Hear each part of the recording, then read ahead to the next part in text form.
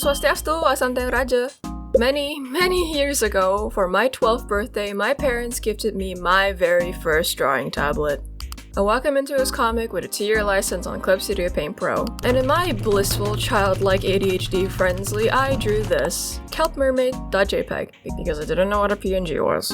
Fast forward a year later, I decided to give it a redraw. I saw the improvement and decided I'll do this again next year, which I did, and the year after that, and 4 years after that one because I completely forgot about it. And today marks my 8th year of being a digital artist and my 6th year of being on this godforsaken, very confusing platform. God, it's been so long. So I wanted to celebrate by making a video showing y'all what it took me to get from this to this. Disclaimer that this video isn't really a beat-for-beat tutorial on how to improve your art. This is more of a list of things that helped me personally and wish to share in hopes it might apply to someone else.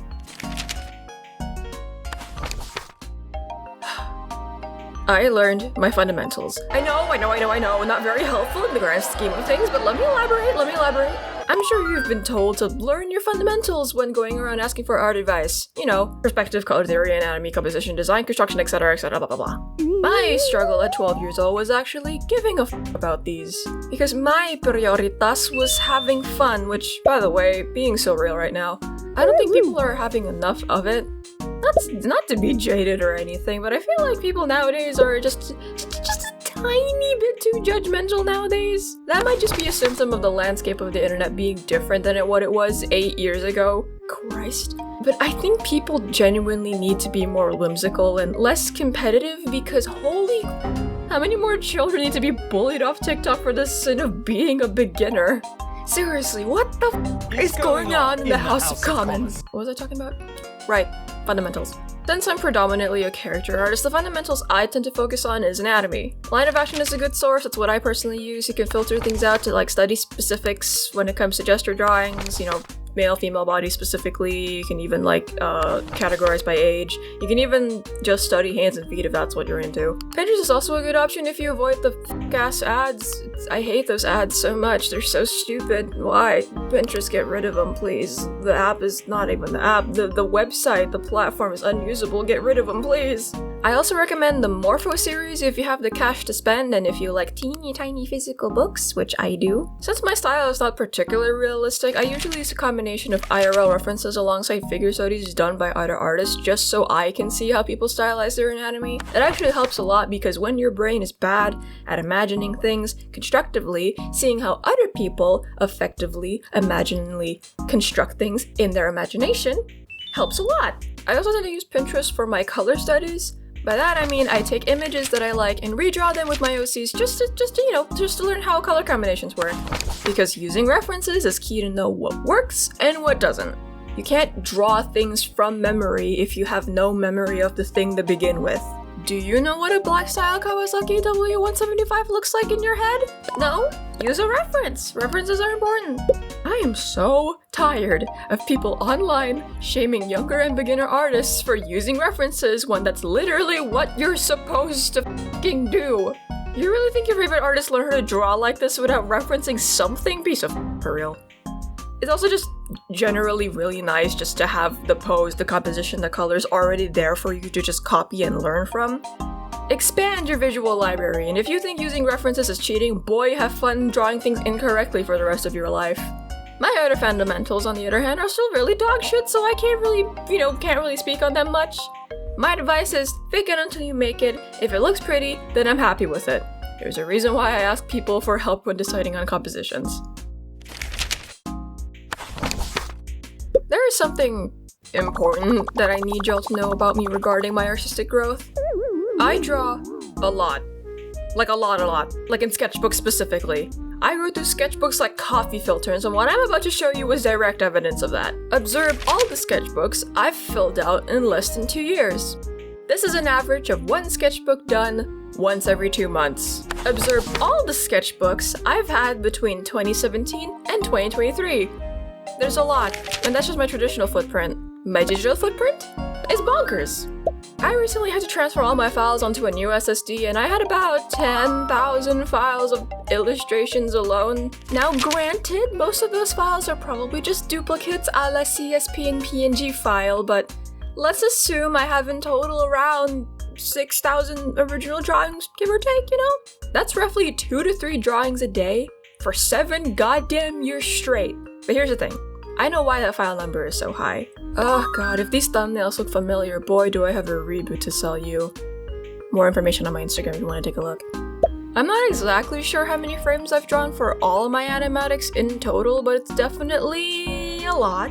If I didn't do as much as I did back then, I don't think I would have improved as rapidly as I did.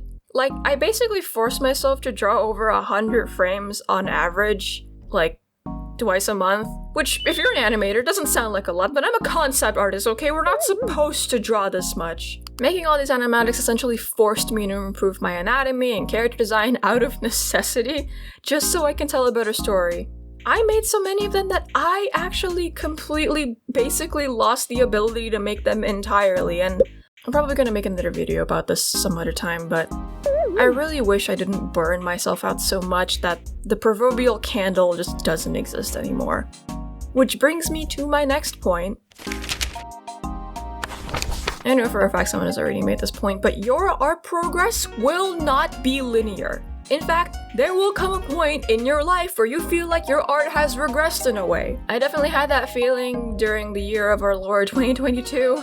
And I definitely also had that feeling after finishing the sketchbook, the one where I was in my Tokyo Revengers era, because I'm one of those freaks where I'm on to improve when I'm hyperfixated on something, which is both really great and really fucking awful, because once the hyperfixation juice runs out, I feel like I've lost my sparkle, and that sucks because one aspect of being an artist I've never been able to dominate, it's art block. Because when the creative process is dedicated to whether or not the ADH will start D'ing, you will be in a Royal Rumble match with your own inability to focus on doing the thing you wanna do. Who needs a diagnosis when your brain punishes you for existing? Ugh.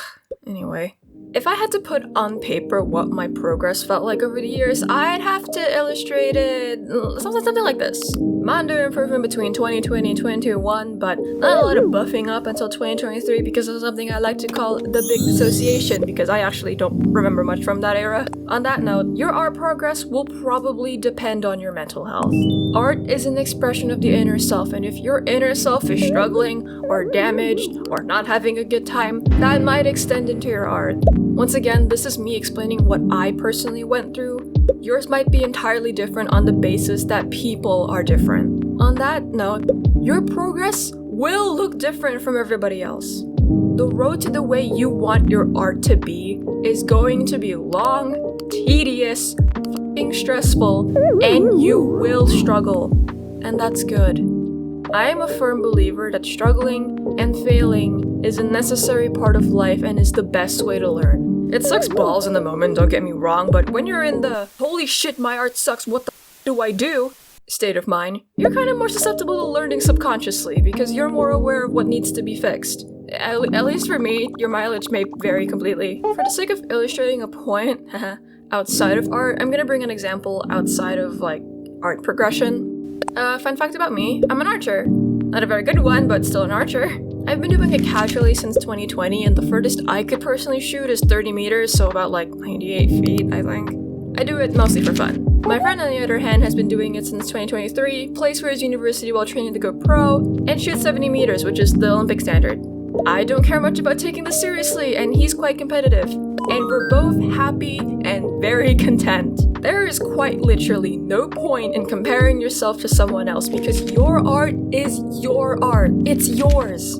You have to train yourself to be content with where you are currently. You don't have to be 100% happy with your art. Seeing aspects you don't like is how you improve. But you also have to acknowledge that this current state your art is in, no matter how bad you think it is, has to exist before it gets better. Bad art has to exist before you can make good art. And that's something I feel like a lot of people miss. And most importantly, always look back at how far you've come. I could compare myself to much more skilled and talented artists as much as I want. But if a 12-year-old me could see what her art looks like now that she's 20, she would be so proud of me. And I think that's all the comparison I need. And I think it should be the same for you.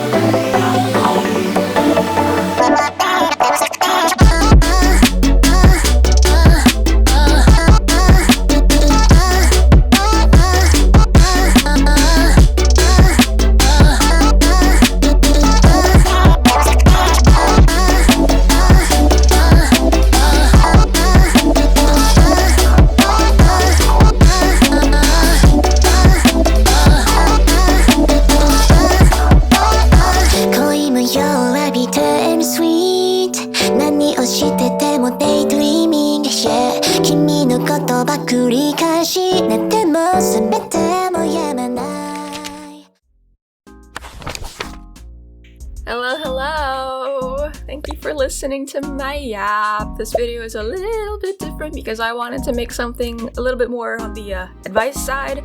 I have no idea how helpful this is, but I just thought it would be nice to verbalize all the little things that personally helped me with my artistic growth. If you have any habits or little things that helped you get out of an artistic slump, I'd love to hear about it in the comments. Maybe you could help someone else with their art, who knows? Thank you so much to my Ko-Fi members for your support. If you want to get early access to everything I post, along with having your name written at the end of my videos, you can become a member for only $2 a month. That's enough for a bottle of peach Lipton. I really like peach Lipton. Thank you to all my Discord members for your beautiful, amazing fan art, and I'll see you all in the next video, whenever that may be. Cheers!